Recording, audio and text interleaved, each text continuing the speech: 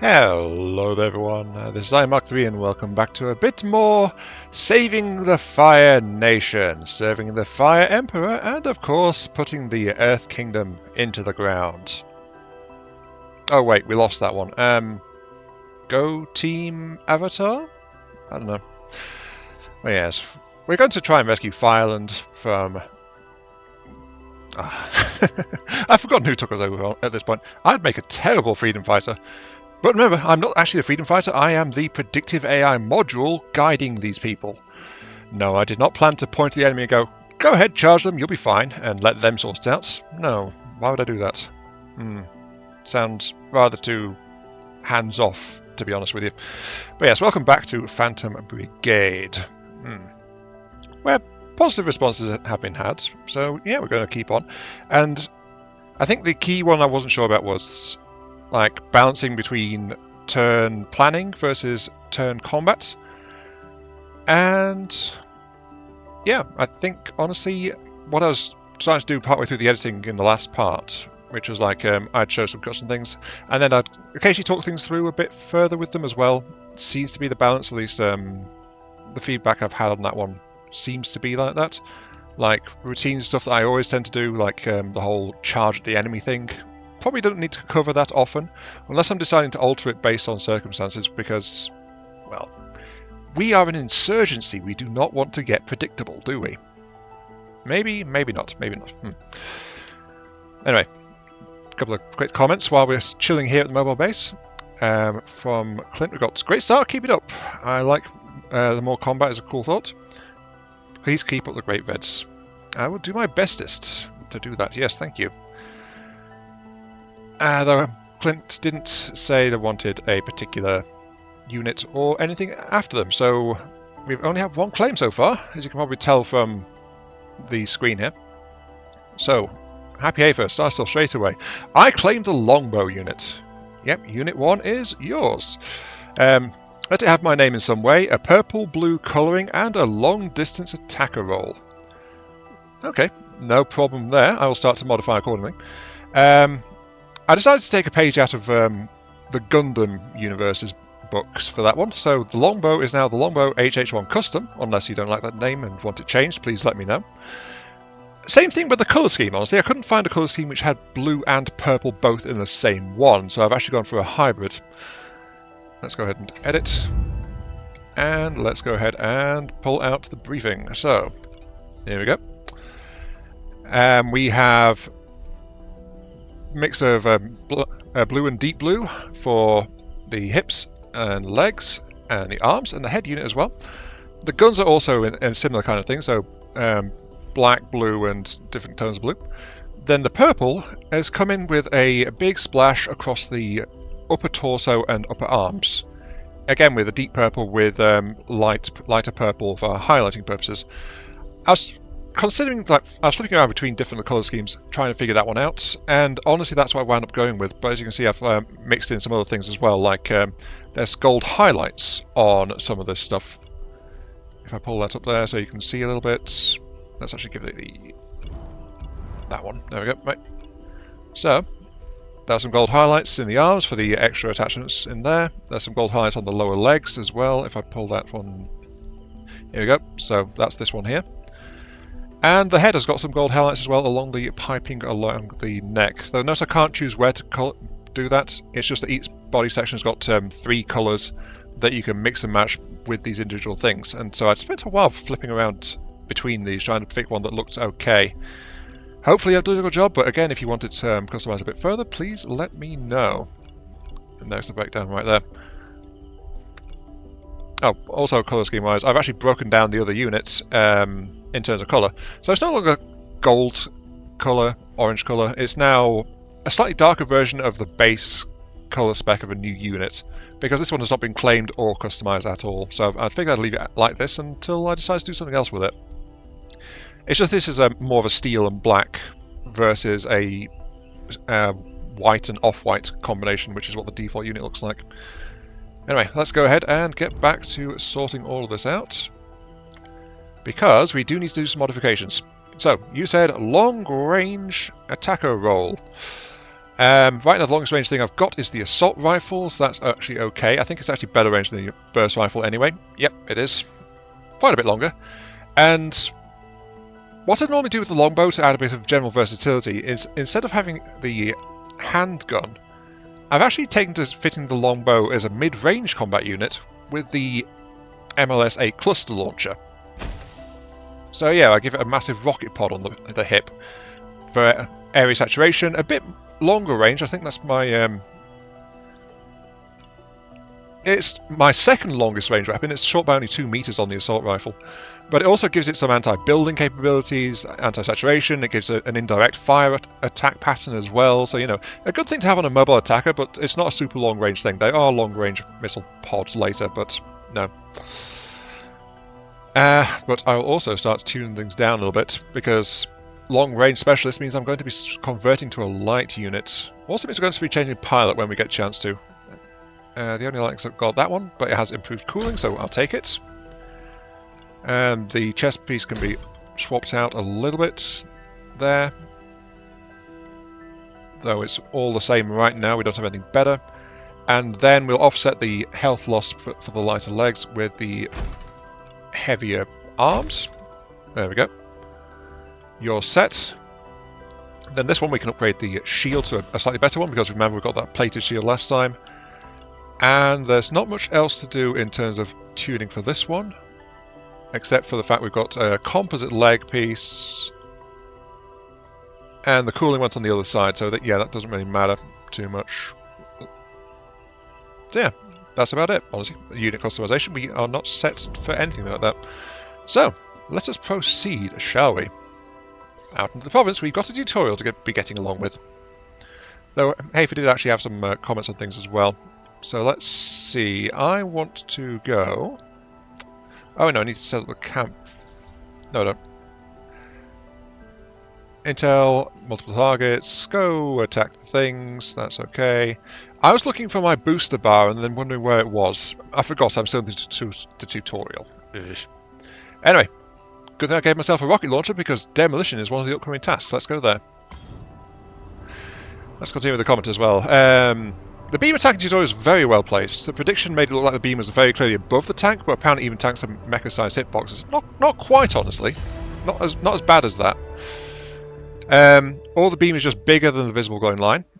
That's the case. The beam has a bigger effect than is immediately obvious. Don't make those shots a habit. With the uneven terrain in many missions, the beam will definitely overshoot easily. I've not actually managed to get my hands on another beam outside the tutorial yet. That's an indication of how far I've played into this game. But that said, I also noticed that it doesn't aim straight into the middle of the mech's chest. It more aims at the waist joint, roughly.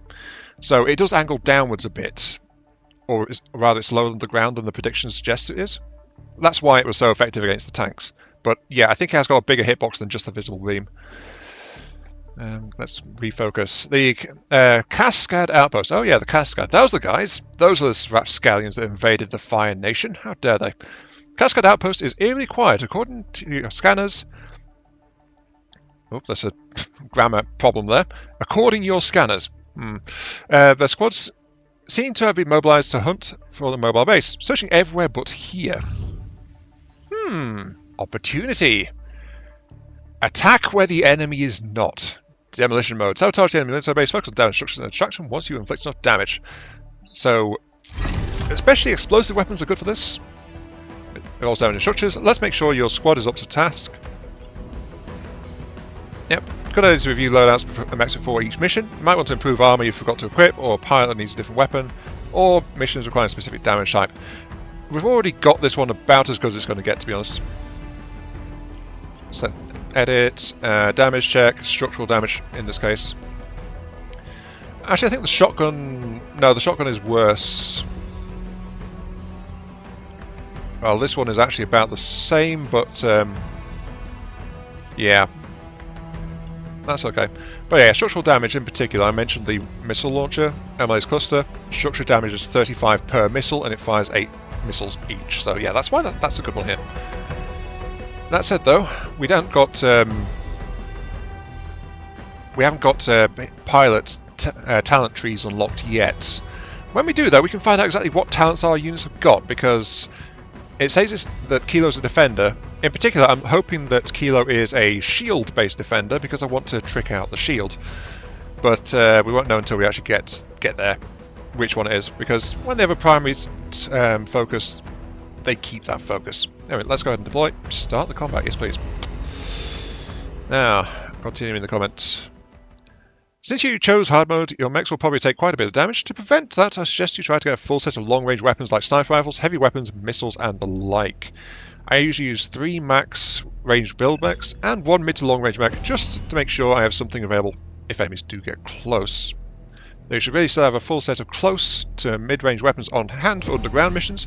Made the mistake of brought my long-range group into an underground mission and found 6 of 8 weapon slots filled with unusable weapons. Yes, arcing missiles underground is indeed a bad idea. I did not know that. I've not actually tried doing that before. Actually, no, that's a lie. I have used the salvo launcher underground once, but it was actually on the lower end of its range that I fired it. So, yeah, the arc wasn't actually much of a problem. Though you really should...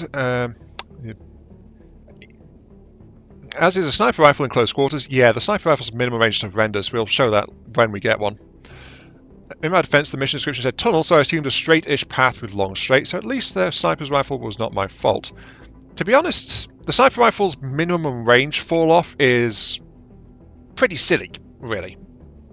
So the sniper's unusually restricted, but there is a designated marksman rifle later on, which I think would serve a bit better in that kind of role. And in your defense, there are some longish sections in an underground map, it's just that there are massive segments blocking your path. Anyway, we are here.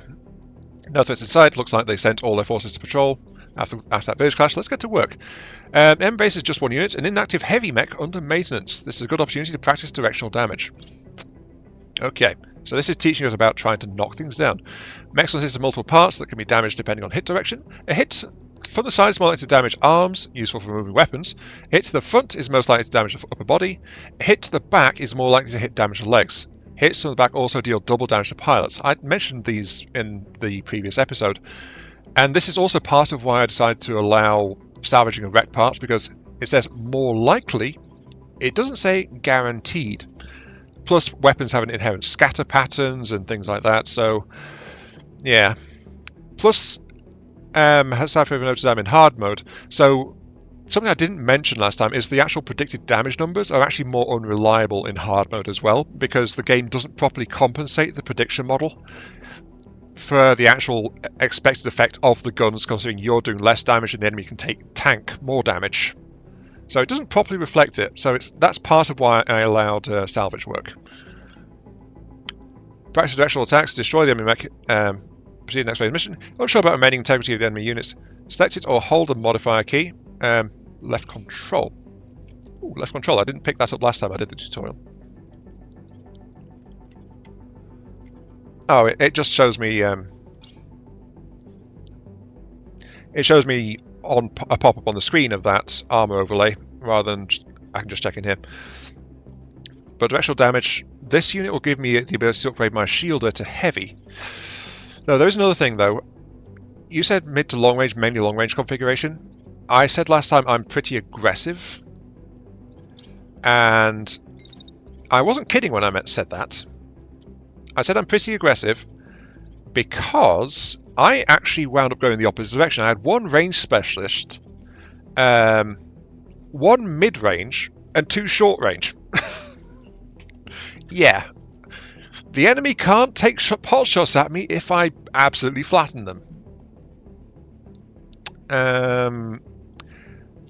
Actually, let's queue this up here. Let's move here, and then move to, I guess... The problem is, if this thing actually detonates, I don't want to be too close to it as anyway. So let's actually move over here.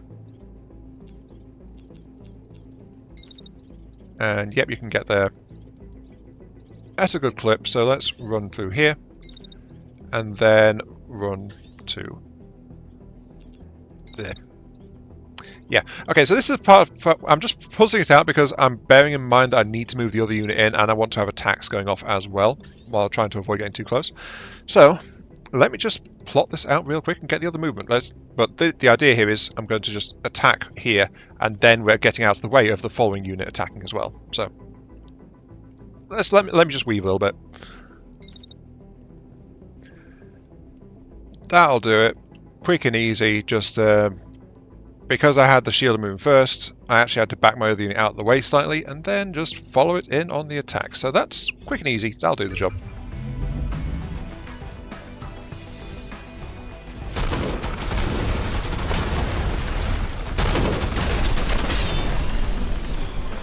There we go. So all those attacks came in from the back. I didn't angle from the left side to avoid shots incoming to hit the arm, because I'm trying to do a disable. And I also was trying not to overdo it as well. So this outpost Sierra, all squads return to base, immediately under attack by unidentified mechs. Okie doke. So these attack missions are usually timed in how well you can deal with it. As for you, you are crashing. Yeah, blew out the legs, but the torso still took damage. And it's not destroyed yet either, so still needs a bit more to do. I couldn't fire this one twice because of, it was overheating a bit. But I'm just going to go grab some more runs of the fight just to see what's going on and continue to experiment with that. So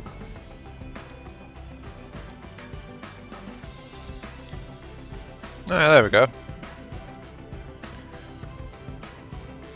Not looking too bad, that is it. I figured a game looking this good, there had to be a control to toggle off the HUD, and there is. It's number pad plus.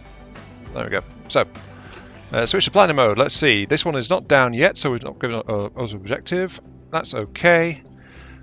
Unfortunately, this has no pilot to knock out. The only way to actually move this unit is to outright, kill it.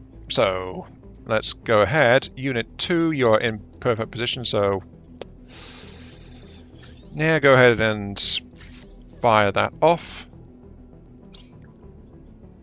And let's actually check the numbers. So, predicted damage says 292 out of an 803.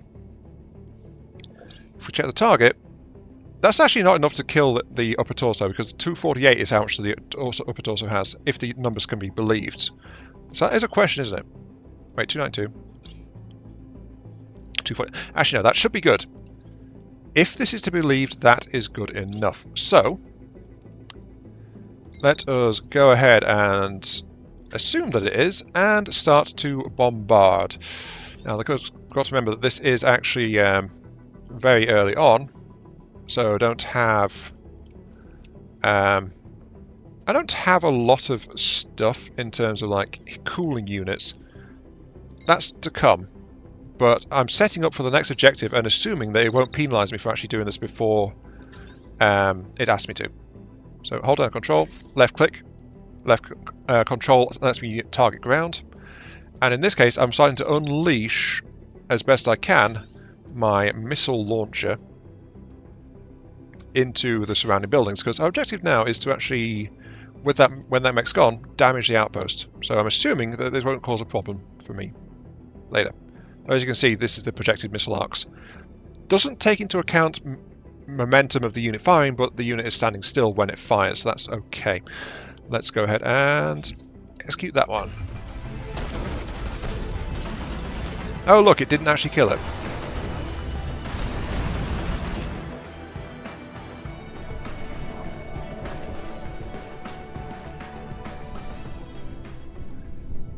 But yeah, another slight quirk of the prediction is that it doesn't predict missiles already in flight either, so we know where the missiles are going, but we don't see it in our prediction, so you have to try and watch out for that one too. Like, guess where an active missile is trying to go. But in this case, though, that unit survived with 29 health. Somehow. Unit 2, finish the job, please. And then, as soon as you cool off, turn around and open up on here, I guess. Though this is not a decent weapon for dealing with structures. I'm going to be relying on my rocket launcher mainly for that one. But we're relying for cooling, so we'll just keep on going as is and see how we do.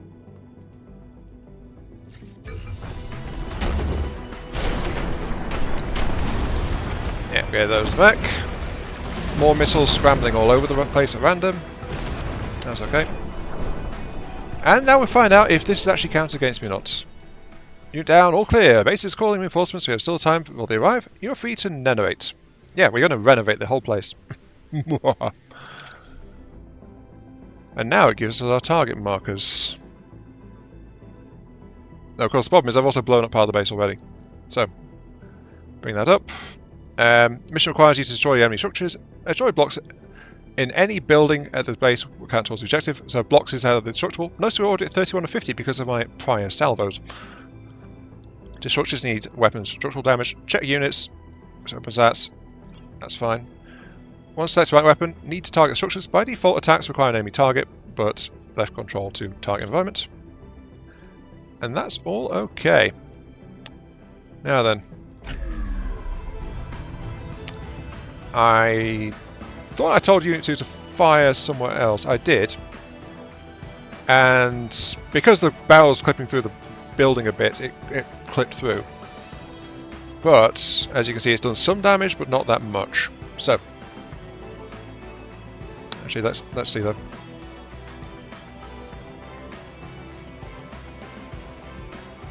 Yeah, a little bit of explosive damage to our mechs, I think, but not much. Okay, let's go ahead and set up. Honestly, there's not much going on here, it's just me firing missiles at buildings. So, let's get this configured and roll with it. Because if we can get more fights into a given episode length, then that is all to the good, isn't it? So I assume it is.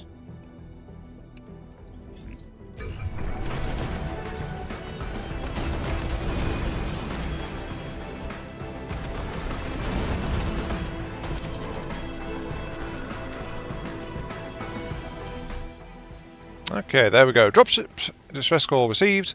Return to base, prepare emergency airdrops, keep landing sites clear. Okay.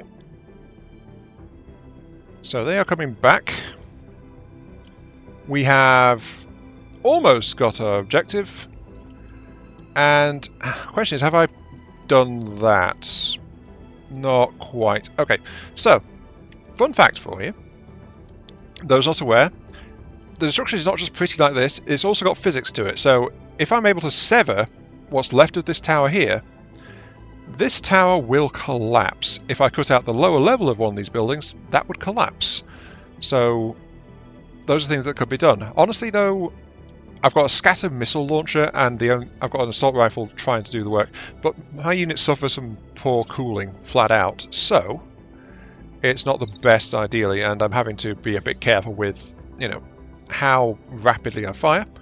That's too close. I'm going to cheat and put it firing the other side of the building, so that's okay. And I'll also start to move away as well, just so that's now a thing, because I also remember the next objective, which is to get the heck out of Dodge. So let's do that. You can also start to move as well, because you need to get clear of that building, which is now being targeted by a missile strike. And then, I guess, open fire at this building here. See how that works out for you. Yeah.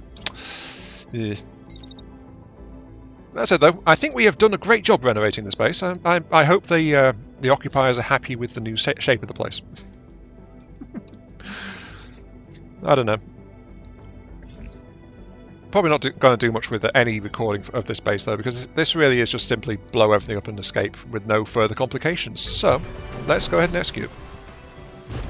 Force against range, time to go. Damage is done, no point risking a fight with a dozen squads. Okay. So, now we have a new thing telling us. This is a retreat zone. Some missions are, like this one, require retreating for a successful completion. So, retreat is available. I can actually choose when to retreat as well. It's a retreat action. When the retreat action executes, it has to be in a retreat zone. And then it takes it out of combat. Only arrive at the retreat zone at 3 seconds. Place the retreat action after 3 seconds, like that. Yes. And retreat is now available. But we have incoming units in the form of a unidentified mech. Which is where exactly? Oh, it's over there. It's coming in with a shield and some kind of missile launcher. Wait, no. It's the AI doing its thing. It's firing a long-range shotgun blast, it looks like. And we've also got an incoming tank with a autocannon. That's okay though. Because part of me is wondering if I should actually stick around and fight these guys. You know, salvage. Loot. Precious things. I mean, I have got their whole base here to, you know, give me cover. So, you know, I might as well actually. Yeah, give me a second. Let me just plan an attack out for it. Am I being too confident? Maybe. Is there a chance to get extra goodies? Definitely. And so we charge the enemy. Hopefully this doesn't go badly wrong for me, but we'll see how it goes.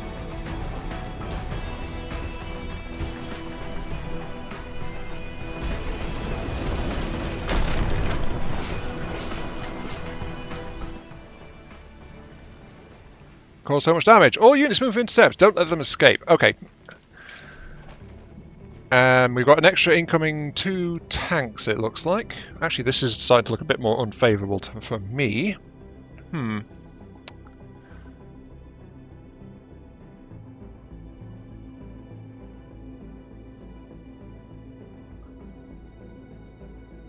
we've got an incoming... It says this, yeah, it's 2 tanks and it's another mech coming in as well. Again with the shotgun and thing. Actually, yeah, this is open terrain, not great. I think I will actually start to withdraw. Better pass of valor and all that. We are an insurgency. Let's go ahead and, you know, start to move. Not sure much to say about this one. Unit 2 is slower because of its heavier armor and stuff, so there's not even much point waiting for it to get in range. It's going to just turn tail and run. Its assault rifle just doesn't have the reach. That said, though, our longbow is doing what the longbow does and is lobbing missiles and assault rifles and all sorts of things at the enemies coming in. Hopefully we'll get a kill out of that.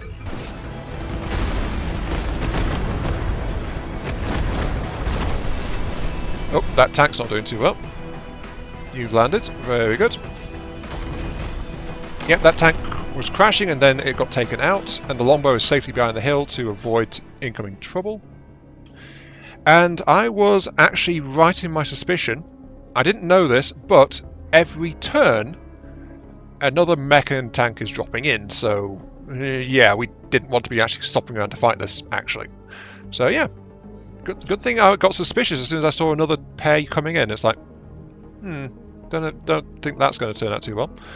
Is there a limit to this? Maybe, but honestly, if it was me designing this tutorial, I might have actually tried to drive home the point like, hey, if you're limited forces, you should retreat when it says you should retreat.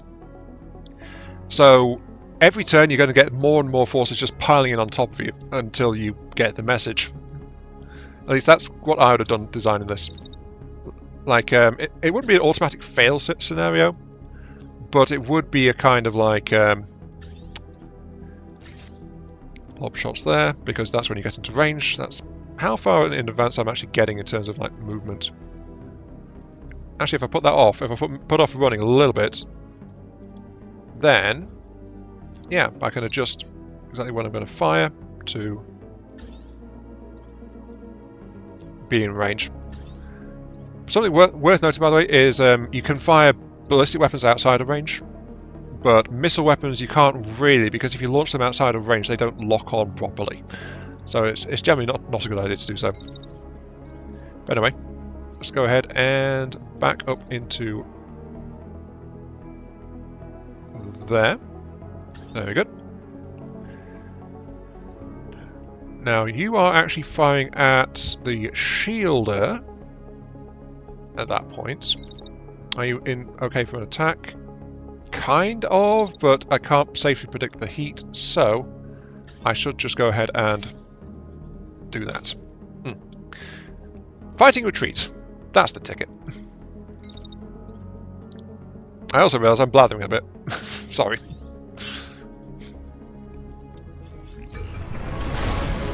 Okay, continue to do fun things missile-wise. Notice those missiles didn't lock on. Oh, wait, no, those missiles went for the tank. Never mind. Continue to pummel that, and try to make life fun for this one that's chasing. And oh look, there's a 4th round and they're coming in.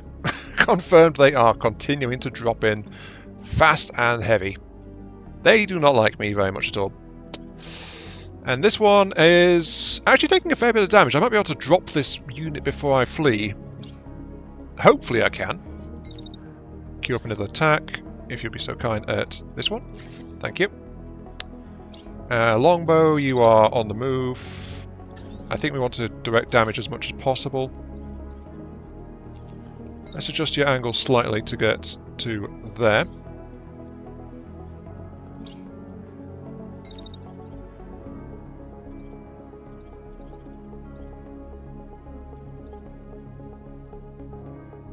-1% something, it says. I don't know what.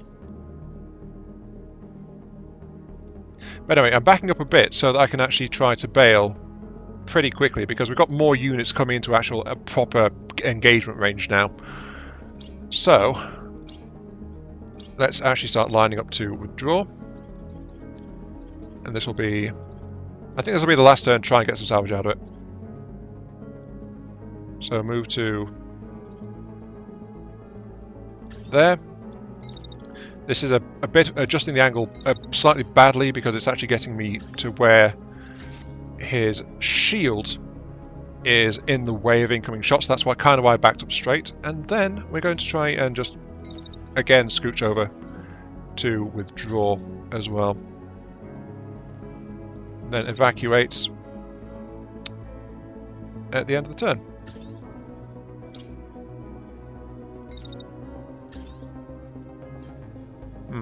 Actually, I'm not going to do that missile attack because it's not worth running hot. I will, however, saturation bombardment. And executes. Okay.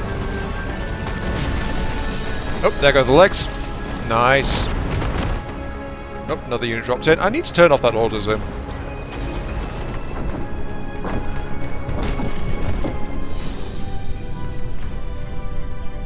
And that was a double extraction. Most excellent. Okay. Both out. That unit, and that unit. Okay, so this unit is... Oh, 2 hit points. Dang it all. So close. So very close to actually knocking that guy out. But the other units were closing in. I could have stayed slightly longer, but I chose to leave on that turn. I was thinking about leaving it another turn, but I decided not to. Oh well, continue. Oh, extra salvage. I could have had extra salvage. Oh well. Opportunity costs and all that, I suppose. Let's go ahead and see. Mech unscathed, bit of fatigue, bit of health. Yep, you're all good. You're also leveled up. I think this is where levels unlock. And you are in the same situation. Continue. Right. Count supplies. Hope.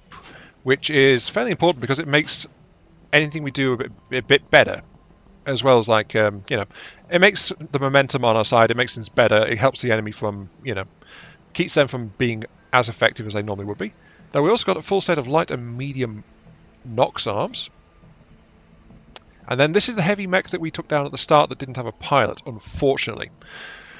So, salvage this. The snail is a primary arm, so first slot. Very long range, but it also fires in a very low arc, and its missile shots are actually very slow. So it's a long range saturation kind of bombardment weapon. Though it's got a force enhancer, which is plus 11% to damage to units. So, potentially useful, but okay. I will take that as well. And then we also want to, of course, try and pick up as many of these as we can, but we can't because our budget isn't big enough. So, we're going to switch over to scrapping. Is the torso anything particular? Thruster. Priority is on that torso. Unfortunately, it is hard mounted. But it's also a shame to lose these arms, but they're only tier 1 anyway, they'd be replacing. In particular, though, our first thruster has turned up. It's a T7 Logi, which is pretty common to be hard mounted in torsos in this general area. It's got plated, so extra integrity. On a torso, that's good because torsos tend to have a lot of integrity. And it's got a standard reactor, which is the same as ones we've already got. Anyway, confirm. Confirm. We could have got more salvage. Ah! I'm kicking myself for that one. Anyway, your pilot gain experience, the last few fights ready to level up. Aside from being highlighted in debriefing, pilots are able to level up will be highlighted down here. Just click on it to proceed. Pilots disposal of different classes with distinct specializations. Some might be excellent defenders, some might be deadly sharpshooters, others might be helpful to the squad indirectly.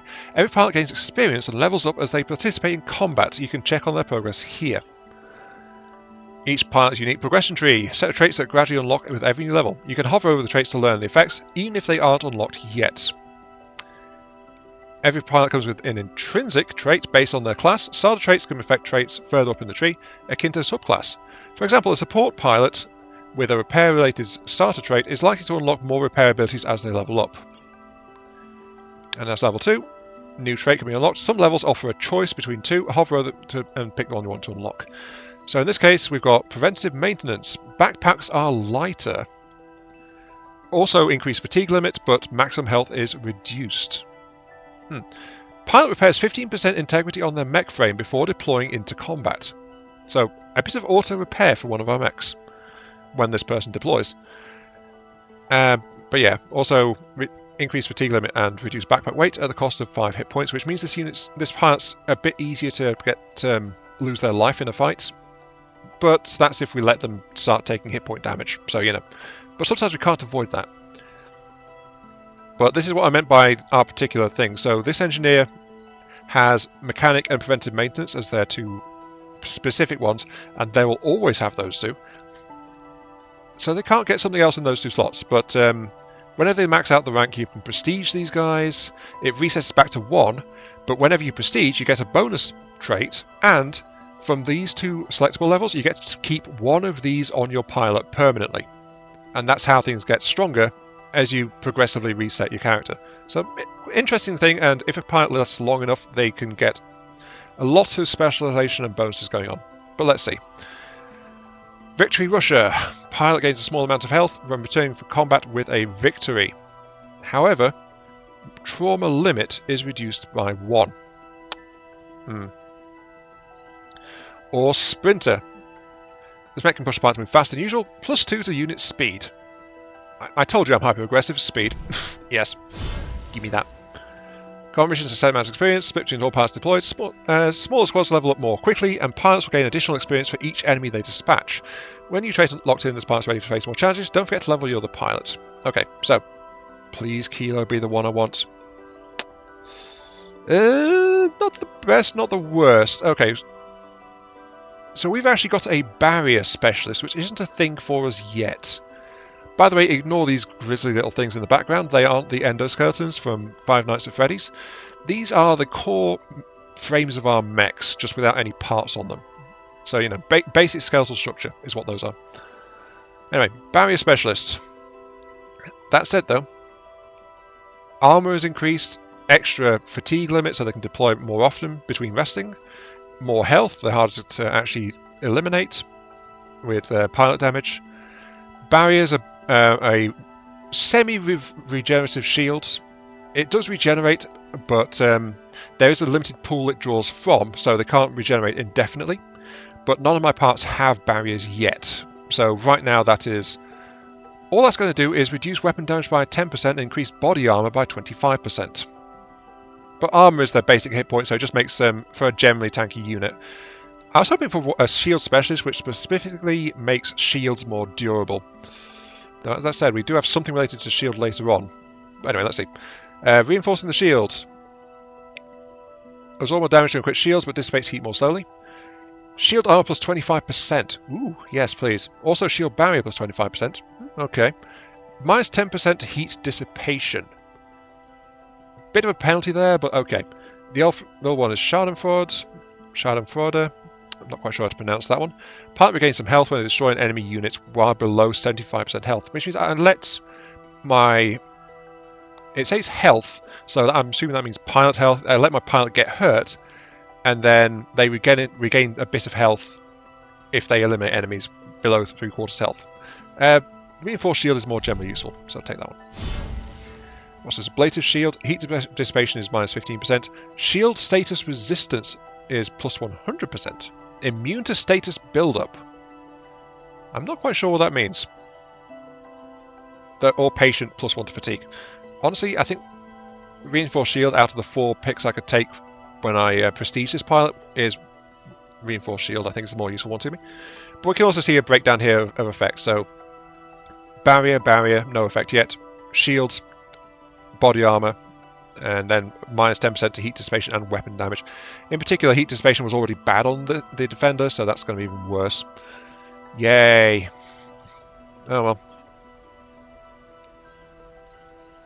Let me very quickly do some editing on my units, see if I can find anything to equip, and then we'll proceed to the next one. Okay, quick little look for you.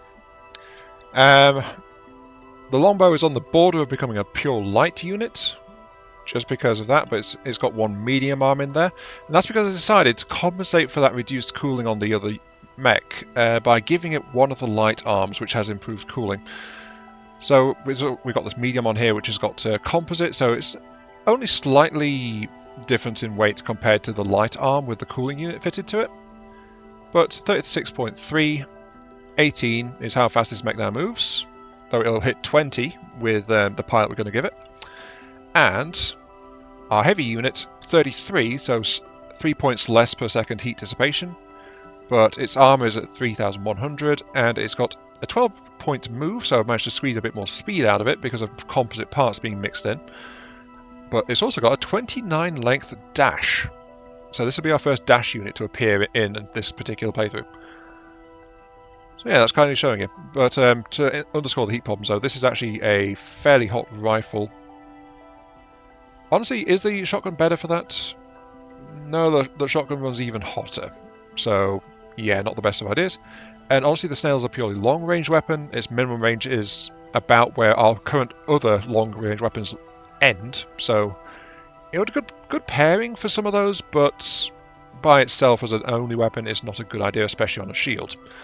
So yeah, I think flat out still an assault rifle is our best choice for versatility on that one. And there's no point downgrading the assault rifle because that wouldn't help. So let us proceed, shall we? We go out into here, we have a mobile base, we've got an attack ambush. Enemy convoy transporting valuable supplies using armoured cargo carriers. Ambush the convoy and stop those tanks. Neutralise or evade the escort. Okay.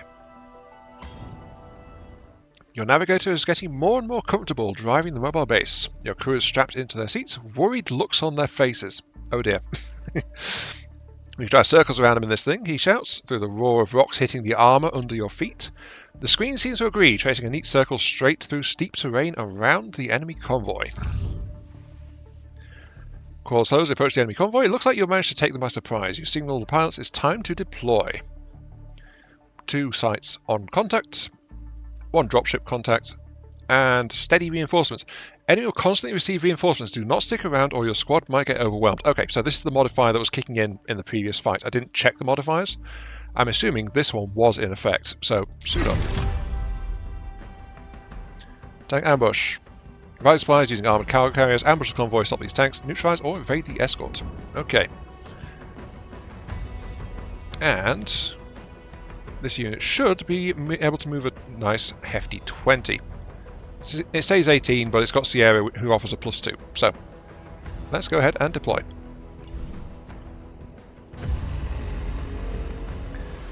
And yes, I know the longbow looks a little bit odd right now. That's because it's still got the a bulkier cockpit on a less bulky frame.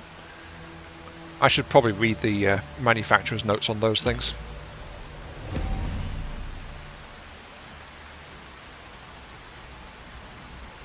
Here we go, tank ambush.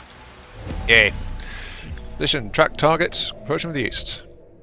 A 3F unit is nearby and might be able to assist. That's a little worn down, but you'll need all the firepower you can get. Intercept convoys can be challenging but rewarding endeavour. You might be able to recover valuable parts, resources and modules. These units are priority. Take them out first and only engage other enemies if you have no choice. The vehicles on the convoy will head to this location. They will escape the fight if they cross into the highlight area. So yeah, I need to take out the enemy's mobile units, basically. And I have a single enemy coming in with dual SMGs, I want to say. Let's have a look-see. Yep, SMG and SMG. Wait, this game has dual wielding? I wasn't sure about that one. Okay, let's go ahead and get this sorted out though. So, we have got a choke point, they are moving in this way, and also bear in mind, of course, on the first turn they do not normally engage. So this is actually an excellent chance for me to pile damage into the enemy unit as best as possible. And we've got another thing to spend this unit's precious heat resource on, which is the dash, which is always a fixed length, but the actual dash distance depends on the weight of the thruster versus the weight of the unit. So weight of the thruster, the power of the thruster. In this case, it's got a Logitech which is fairly powerful, but there are better and or more efficient thrusters out there for different results. But right now it's still our first one, so we'll do that just to try and help get in position. And you can, if you've got the heat for it, just chain dash as well. Though also with noting you can't go through solid objects, so got to keep that one in mind. Let's actually dash this way.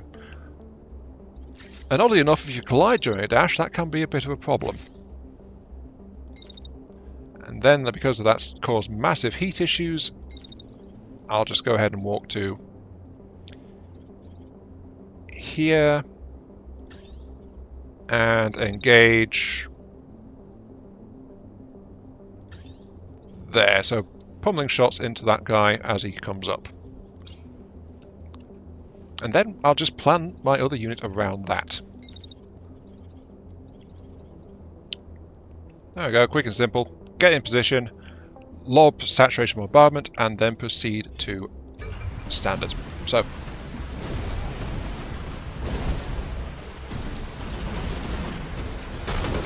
shots out, double teaming, explosions going off, and reach the vantage point, enemy in sight, near my limits here, been part of the tin can past 20 hours. I sure hope the crate's packed with meals and bathtubs. Maybe the first, not the second. Okay, so this is, I think, going to show us how to deal with units that are over-deployed. Snipers join the fight, they have advanced position and can help you stop the convoy. The pilot is extremely fatigued. In this state, pilots lose health every turn in combat. Your own pilots might reach the same state if you push them to their fatigue limit. Fatigued pilots can still contribute to the fight while they have health. Order them eject once their health gets too low. And then it also breaks down the dash because this unit has a dash. I just happened to get the torso previously, but that was an optional thing. It doesn't guarantee you get it because you have to choose to salvage that torso. That's why I think this one teaches you. This mech is equipped with powerful thrusters, unlocking dash action. Dashing can quickly close distances, break missile locks, and evade attacks. Attacks and dashes can generate a lot of heat, making it harder to pack a turn with actions. Today the weather is in your favour, the rain increases heat dissipation during this fight. Okay. And then of course we've got control over our allied unit as well, so we can decide what to do with it. In particular, we want to try and keep the sight light going, but we've also got the enemy attacking, and the missile bombardment hasn't really done too much to the actual convoy units. So we do have a slight problem, which is the enemy unit is engaging and engaging hard. Looks like it's engaging with only one pistol though, so dual SMG isn't a useful thing unless they've got slightly different quirks on them, I suppose. But I need to plan what to deal with this one. So the enemy's got a real focus on trying to deal with that and not doing much else. So let's start plotting, shall we? Right, I thought I'd take this moment to highlight the ridiculousness of the sniper rifle. So notice here, this is the range profile. Low accuracy, then it steadily increases, and then it suddenly has a drop off, and it's flat after that. So it's got a very narrow target point, which belies its stated optimal range of 107 to 163. 107 is somewhere around here-ish. So about 75% or so accuracy, then a very narrow band, and then it's like drops off before and after. But the lack of stuff before is a major problem for a dedicated sniper unit. As a result, being here, it's 100% for this one, it's 98% for this tank here, and it's 100 for that one, and then it drops down again to like 98, 97 for the tank that's here. So it's this narrow range here where this particular gun is at 100%. It's a bit silly, honestly. But I guess it does keep the snipers from being monstrously overpowered. That said, though, it does also do a lot of damage, so we're going to deal with that. I've not actually programmed my guys yet to operate with what's going on. So let's go ahead and set that up. Let's check you. You ate 2 attacks. You're actually taking some damage, and you've got an inbound hit from the sniper as well to help out. But we'll see how that goes. I think, though, I'm going to punish this particular cargo truck for getting aggressive and trying to move past me. That's not allowed.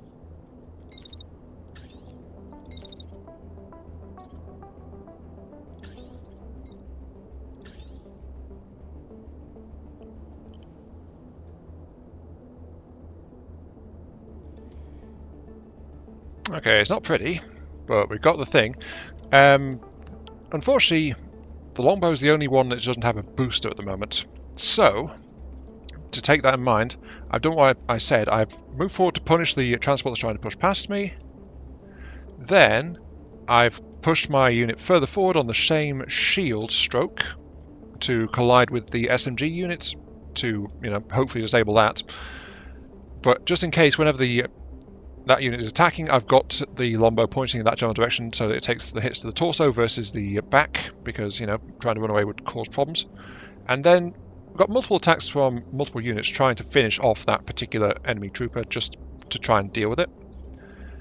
And hopefully this all works out as the way I expect it to. But after this, the defender does need to cool off a little bit. The sniper, though, is also going to be firing as fast as it can, just like jet forward and then do that. And we will see how we do. Here we go. There goes one of the transports. There's the bash. Then immediately backing up while it gets double teamed. Oh, the missile barrage actually took out one of the other transports, and there goes the mech with an overkill. Not bad, not bad. Insert first target, seen fill cargo on sensors. Indeed I have. And the last unit is making run for it with not much else going on. Basically, though, we've got a bunch of XP ticking through, protect enemy down, and all that sort of stuff. So, let's go and check the replay, shall we, and figure out what happened there. So, surprise, surprise, enemy ground units like tanks don't like when mechs try to collide with them. So, in this case, because I had my shield forward, this medium mech, which is borderline heavy, counted automatically as a heavy class, and just bulldozed that tank straight out of the way. Then, because the enemy mech was constantly firing at the longbow, I actually moved to, as you can see, like, cover behind the shielder, because that was the only cover I could really give the longbow on such short notice. And because I didn't want the longbow to be idle, I actually fired off a missile salvo from behind the protected cover. Bash, proceed forward to make sure that the attack stopped. Bash again, right there, clong. I actually moved the shield's timing very carefully there. As you see, it's like collision, and then as soon as I'm backing away, that's when the shield's already come out of the position, and it's now firing. So like that. So very tight. But that's because of where it was going to be versus the incoming shots at the very first attack there, as you can see.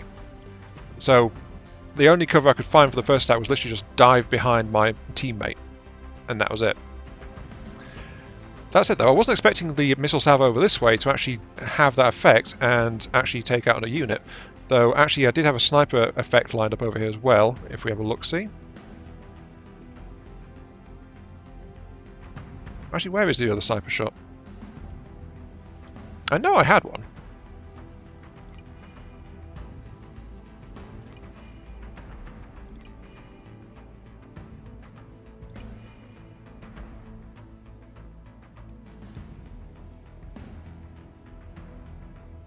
Oh, it was readying the second shot, and it's actually lined up on the tank that's not been dealt with yet, actually. So, fair enough, yeah. Sniper attack from the basic rifle has a single shot, and it occurs fairly late on in the attack animation, so you can actually move for half of the attack animation safely, then pause to fire, and then move again. So, yeah. But, that said, that's one tank left. It's about to get hit by a sniper. I don't think we need to do anything else about it, really. But just to be sure, I guess, let's queue up some attacks from each unit as it tries to pull clear. And since these attacks both go into the sides, it will definitely ventilate it quite thoroughly.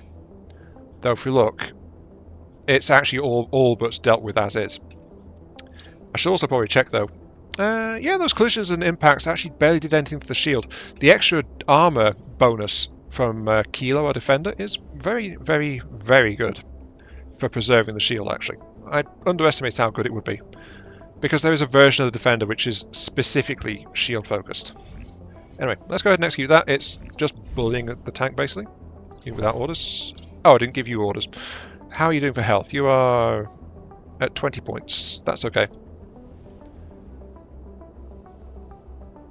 I think we will keep you where you are and not tell you to do anything else. Just let your mech fully cool off, because we don't need you to do anything else. But I'll keep you here in case more forces show up. Sniper shot missed. Good thing I queued up those extra attacks. And there it goes.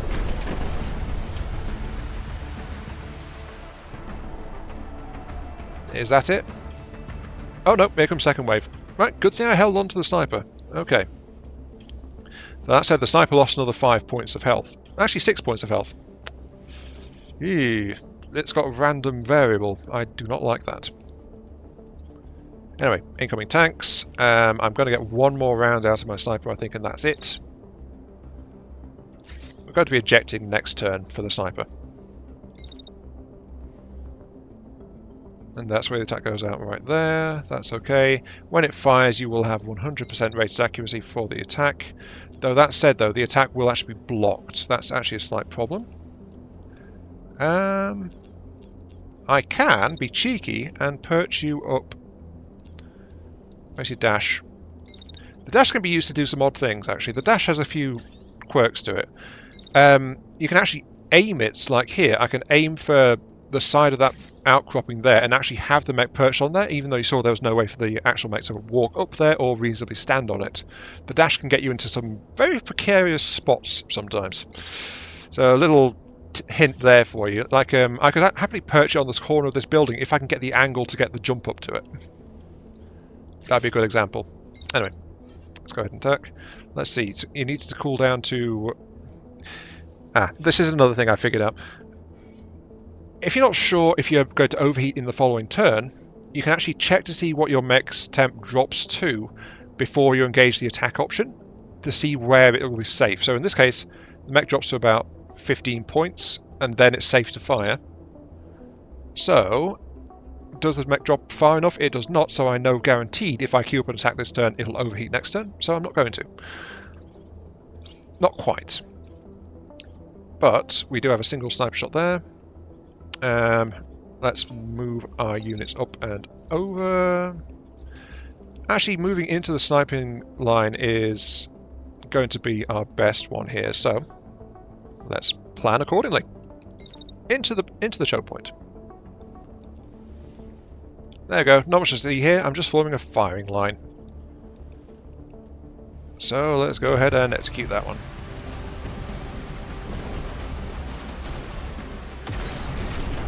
Nope, sniper picked up one. Sight rolls continue to fire. Missile barrage is coming down. Another one went down, I think. And then I think we're going to be good. Oh no, there's still 2 units active. They are continuing to push forward. That's okay. That said, though, as I said, look at that. 8 health. You need to bail out this turn, or you're not going to survive. Well, actually, you might survive, but you're going to be pretty close to being gone. So, let's see. Both of you guys are actually just fine. I don't think I need you at all. So, 1, attack, and then you are done, just to make sure on the enemy with the most armor left. And then this mech is going to bail out.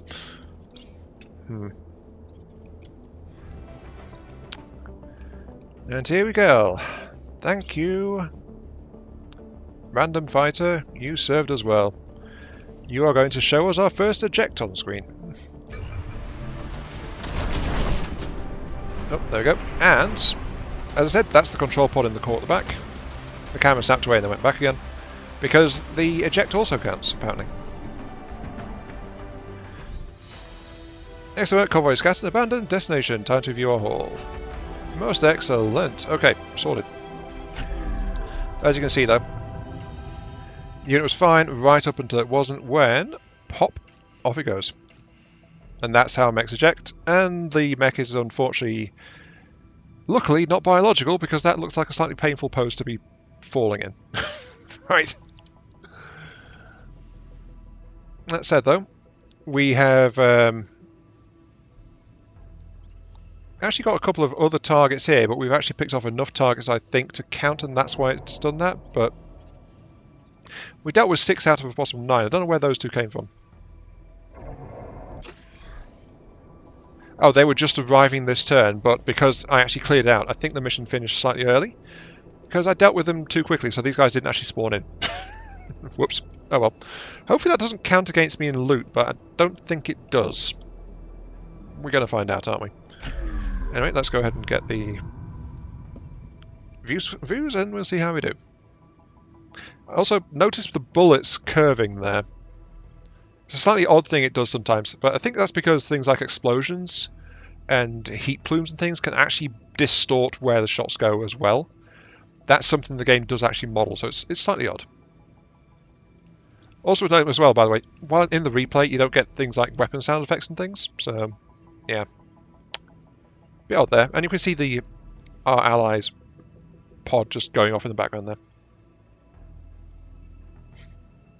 Godspeed, good fighter. You served us well.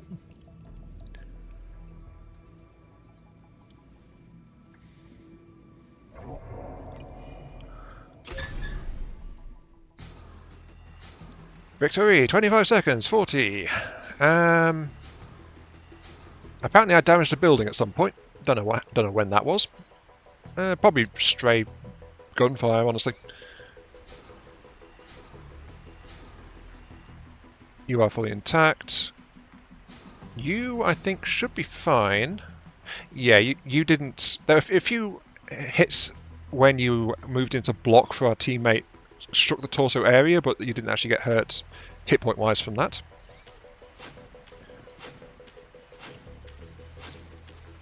Ooh, we got a couple of green bits out of that one. Okay.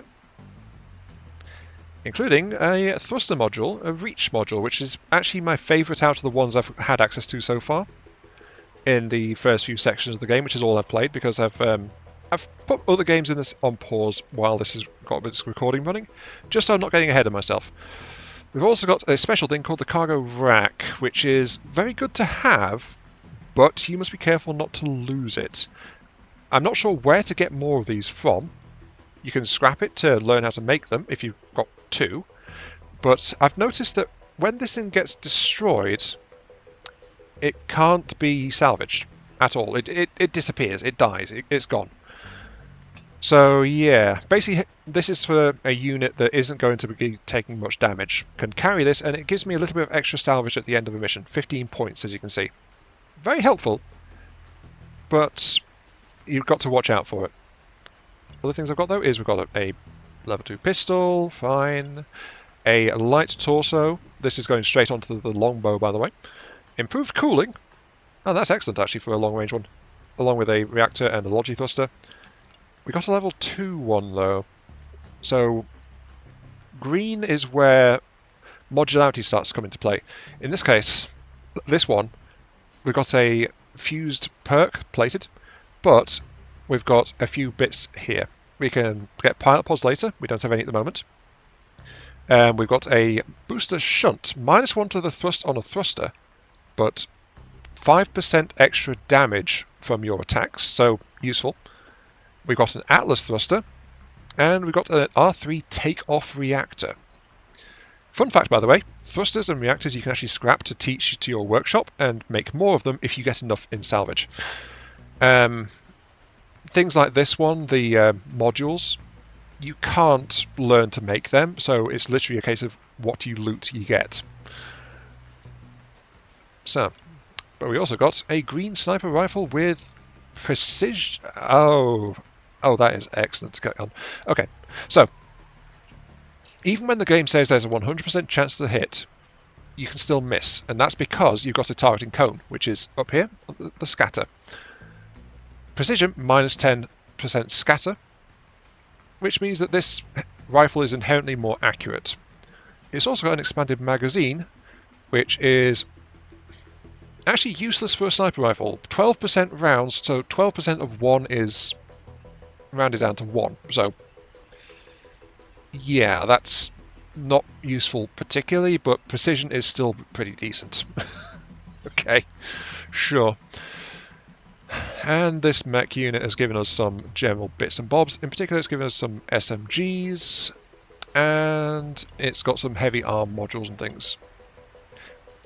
It's got a basic heavy torso, which we're going to scrap. We don't have an SMG, do we? So I'll take that. No. Scrap that. Unfortunately, I don't know why I'm particularly eager to grab these arms, because they are heavy, but they don't have anything else going for them. I'd rather have the SMGs, to be honest with you.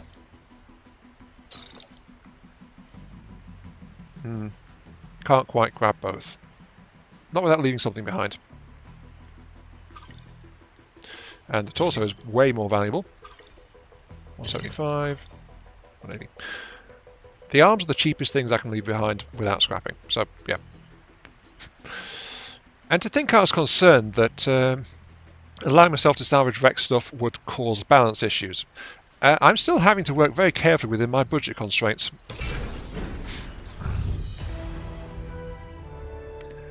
In the command room, a lone red marker remains on the map. Enemy stronghold, the largest military installation in the region. Taking it out could end Kassar's influence in this province once and for all. Local Freeland forces alert you that they're on their way. The crackle comms starting your crew out of their thoughts. The stronghold is a daunting target, but it will crack under pressure. Okay, breach. A swift and decisive strike should dissuade the enemy from trying to hold this base. Quickly eliminate the garrison on site, expect static defences and potential reinforcements. Okay, so I don't think we're going to have a mini-boss here because this is the tutorial area. Yes, so we're not going to deal with anything like that this time. I think this is just a standard sweep and clear, basically. But we are going to deal with that next time, because we are out of time for this episode. 2 matches for an episode, if I'm really showing a lot of it, but we've also got a bit of a slowdown because we're in the tutorial as well. Got to keep that in mind too. Anyway, let's go ahead and do the things. We got repair. Limited times per fight. Restore 25% integrity on this unit, meaning the one that Sierra is driving. And also, by the way, as a reminder, you can nick names for the pilots as well. Sierra in particular is a very good one to have because it's specialised in backpack slots and things like that, but an engineer is a pretty useful one to have around in general. Kilo is definitely a defensive type that I will be trying to hang on to because general massive durability, just not quite as good on the attack, but we can compensate for that more or less. Just have to see how it goes. So again, these guys are also up for naming, not just the mechs. Anyway, speaking of the mechs, we should actually go and divvy up our loot, shouldn't we? Our mechs are slightly damaged, but not critically so we don't need to actually rest before we go in to deal with the next mission. That's absolutely fine. Let's see, we got ourselves, in particular, we got a light torso. Yeah, notice that this is very, very different from how it was. Actually, I should read you the corporation name so we understand that a little better.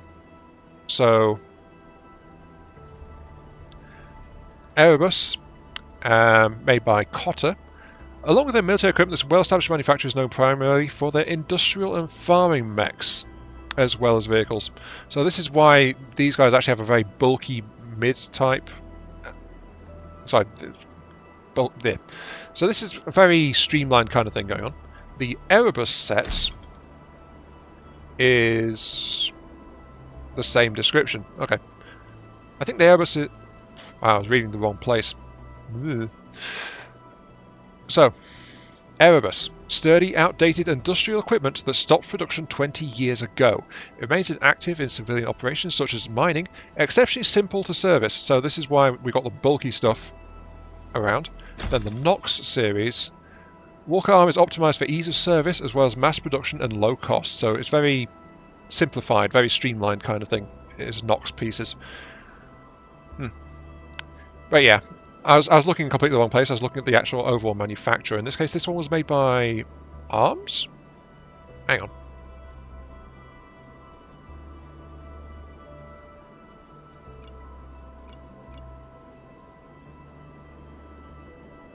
No. Yeah, I think it is generally the same manufacturer that makes the same things. In this case, Arms. State-run corporation that makes everything from tanks to armor. Their designs are reliable and cost-effective, though they lack the flash of their competitors. So, yeah. Obviously, the Erebus arms are much more visible than the Nox arms, but Nox, as we know, are like mass production, simplified, cheap stuff, basically. Anyway. Upgrades. The longbow is going to have a sniper rifle because, well, the longbow is going to be a long-range mech, so you are doing that one. That's potentially going to be useful, potentially going to be not. We don't have a sniper specialized character yet is my problem, and we also only have 2 units right now, so I think I'm going to override, and I'm actually going to switch it back to the Astra, just because that's the general purpose thing we want right now. And then, as soon as we get to 3rd frame, that's when it's going to become a more dedicated long-range type. When we've got a 3rd unit and therefore 2 more weapons we can bring into a given fight, because right now we just need generalists, really, rather than anything more specialised like a sniper rifle.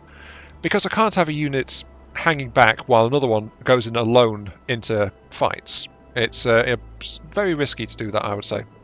So I want to have the one that's charging in to have at least a travelling companion to join them in the fray. But we don't have 2 units, we've got 1. Other than that, though, we've got the cluster missile, which is proving to be... Well, you saw why I kind of like it. Indirect fire option is generally quite good to have on a mid-range unit. If I was putting a sniper rifle onto this, I would actually be fitting it with an SMG as well, most likely, just for that close range optional. Though notice it's still got a minimum range of 30 meters. Anything else we want to really do? We can give it the light torso, of course, because it comes with its own built-in thruster set. But I'm tempted to go with the medium torso, which won't really affect its speed, but will greatly increase its durability. As well as giving it the damage boost as well. So yeah, let's do that. Give it the Nox 2M. Give it the Atlas -7 power, which actually slows the unit down. But it's got 80 thrust and 60 heat. Optimized for high performance, though heavier than most thrusters. The reach is a -2 power. 100 thrust, but it generates about 50% more heat. This unit has good heat cooling, so I'll give it that. 21 speed and 42 dash. This unit is getting faster and faster. Though if I can give it some extra cooling, that would be nice too. No, that's not going to help. And I don't have any arms to help either. Blast. I can give it the backpack. I should give it the backpack and hope it doesn't take too much damage. Yeah, there we go.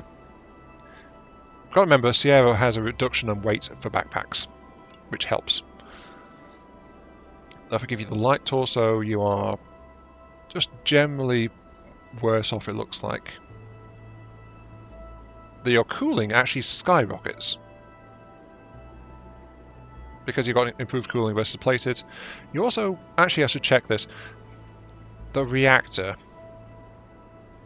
In Increased power output at the cost of heat dissipation. That's why the cooling's worse. The takeoff reactor is actually worse at cooling.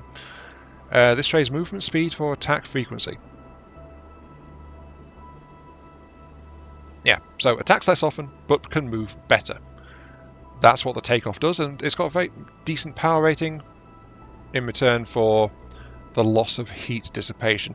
So, yeah, this will slow me down a bit, but I've still got the dash if I need to rush somewhere. And the thruster is reduced as well because, of course, I've got the T7 Logi thruster installed. But that Erebus is pretty nice in there. That said, though, we can actually mount that onto the other mech.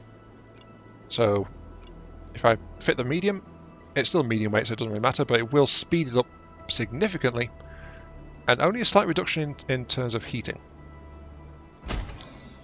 Plus, we have the offensive module fitted to help offset the pilot's damage reduction. Always good. In that regard, there's nothing else really to do parts-wise, so yeah, we're kind of done here for the most part. Yeah, we're done. So, that's my quick mech tinkering. I spent about 5 minutes or so just poking around the mechs. I do apologise about that one, but there we are. 31.5 heat. Not as bad as it could be. I mean, I could just give it an SMG, which actually offers better damage per second, and it offers structure. It just has no pilot effect. It would lose a bit of its range, but it would be generally more flexible in combat. So yeah, I think I'll give it the SMG versus the assault rifle. Sure. I've never tried that before, actually, a shielder carrying an SMG as its only weapon. I'll have to see how that goes. But yeah. Again, a reminder, if the name or the colour scheme isn't to your liking, I will be quite happy to adjust that, if need be. But yeah, this is Mario3. Thank you all very much for watching. Hope you guys enjoyed the show. Feel free to like, share, comment, subscribe, all that good stuff. It helps me, helps the channel, give me those virtual headbutts I oh so crave. And we'll catch you all some other time. I've not painted the backpack. I need to paint the backpack. Got to paint the backpack. Backpack. Do I want to give it gold trim or not? That's the question. That's got some gold trim on it. Looks a bit ostentatious though. Maybe just because it looks like it's carrying general cargo rather than matching the paint scheme. I don't know. If in doubt, I could always just go with like something like that. A nice neutral grey scheme. But yeah, again, if you want the colour scheme altered in any way, just let me know. We must make the mechs look pretty. That is a requirement.